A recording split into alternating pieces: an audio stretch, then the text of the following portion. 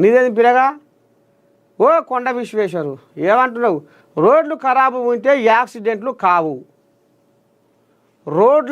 రోడ్లు ఎంత మంచిగా ఉంటే అంత పెద్ద ప్రమాదాలు జరుగుతున్నాయి. ఇది కూడా కారణమే అనుకోవాలి. ఎందుకంటే కోజాగలు జర్ర రోడ్డు బాగుంటే ఆస్తాయా?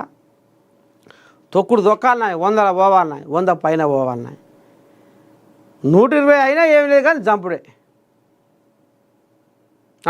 ఇక అట్లాని మరి ఇక ఈయన విశ్వేశ్వర అన్నట్టు ఇప్పుడు ఈడ చేవెళ్ళ మిర్జాగూడ కాడ బస్సు ప్రమాదం జరిగిందిగా టకరా. ఇప్పుడు అందులో కొంతమంది అంటారు ఈ గుంటలుండి ఆ గుంతను తప్పియే పోయి యాక్సిడెంట్ అయిందని కొంతమంది అంటారు.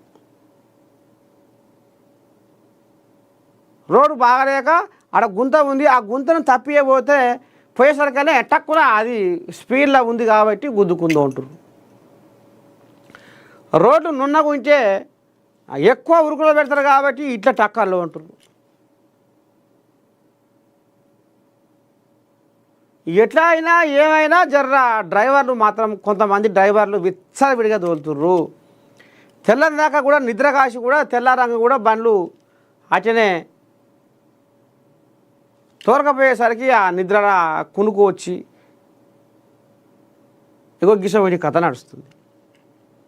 అనేక కారణాలు ఉన్నాయి ఈ రోడ్డు ప్రమాదాలకు. ఇటు రోడ్లు బాగున్నా ఉరుకులో పెడుతుర్రు, రోడ్డు బాగలేకపోయినా ఆ గుంట ఉంది కదా, ఇప్పుడు ఎడమ షేరులోకి గుంట ఉంది. ఇప్పుడు ఈయన ఎట్లా పోవాలి? ఇదే ఎడమ షేరులోకే పోవాలిగా, ఇట్లా పోతా ఆయన. అయితే ఆడ గుంట ఉంది కాబట్టి కొద్దిగా గిట్ల కట్టు కొడతాడు, ఆడంగా ఇంకోటి వస్తుంది, అయిపోయి. ఓ ఆయన ఆడ ఉండుగా నేను కట్టు కొట్టలేనా, దబ్బున మలుపుతా అంటే ఇప్పుడు అయిపోయి. కన్ను మూసి కన్ను తెరిచేలోపు ఆ స్పీడ్లో నీ స్పీడ్ ఆయనకేం వెరక, ఆయన స్పీడ్ నీకేం వెరక పాయ్. నొగ్గిసే కొన్ని కథలు జరుగుతున్నాయి.